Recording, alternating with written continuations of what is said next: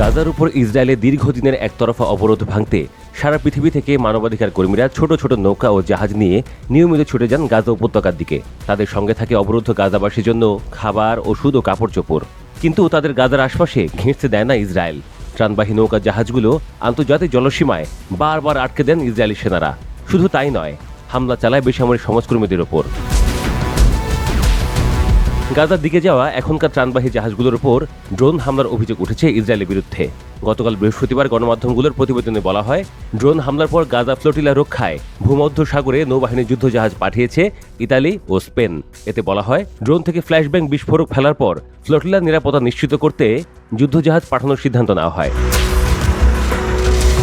গতকাল স্পেনের প্রধানমন্ত্রী পেদ্রো সানচেজ জানান, তার দেশে যুদ্ধজাহাজ ইতালির জাহাজগুলোর সঙ্গে যোগ দেবে। তারা গ্লোবাল সমুদ্র ফ্লোটিলাকে সুরক্ষা দেবে। আন্তর্জাতিক জলসীমায় ত্রাণবাহী নৌযানগুলোয় হামলা হয়েছে, তাই এমন ব্যবস্থা নেওয়া হচ্ছে। নিউ ইয়র্কে জাতিসংঘের সাধারণ পরিষদে যোগ দেওয়া সানচেজ সাংবাদিকদের বলেন, আন্তর্জাতিক আইনকে অবশ্যই শ্রদ্ধা করতে হবে। ত্রাণ মিশনে যোগ দেওয়া ৪৫ দেশের নাগরিকদের ভূমধ্য সাগরে জাহাজ ভাসানোর অধিকার আছে।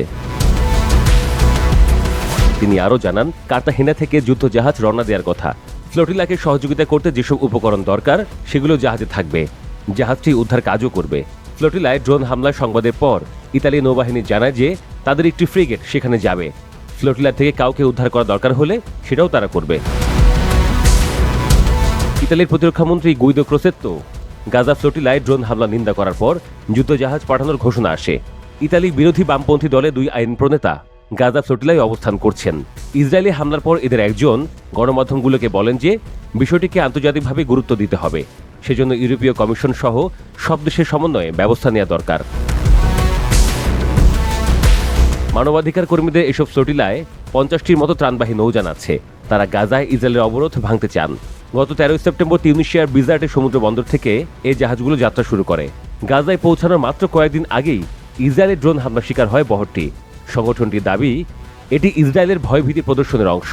তারা ভয়ভীতি দেখাতেই ড্রোন হামলা চালিয়ে যাচ্ছে।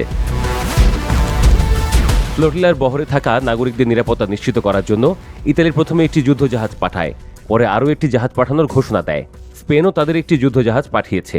দেশটির প্রধানমন্ত্রী বলেছেন, তারা তাদের নাগরিকদের রক্ষা করবে, কূটনৈতিক ও রাজনৈতিক দুইভাবেই। এ বিষয়ে মন্তব্যের জন্য ইসরায়েলি প্রতিরক্ষা বাহিনী IDF এর সঙ্গে যোগাযোগ করা হলেও তারা এখনও কোনো আনুষ্ঠানিক মন্তব্য দেয়নি। তবে ইসরায়েলি পররাষ্ট্র মন্ত্রণালয় বলেছে, তারা ফ্লোটিলা ত্রাণবাহী বহরকে থামাবে।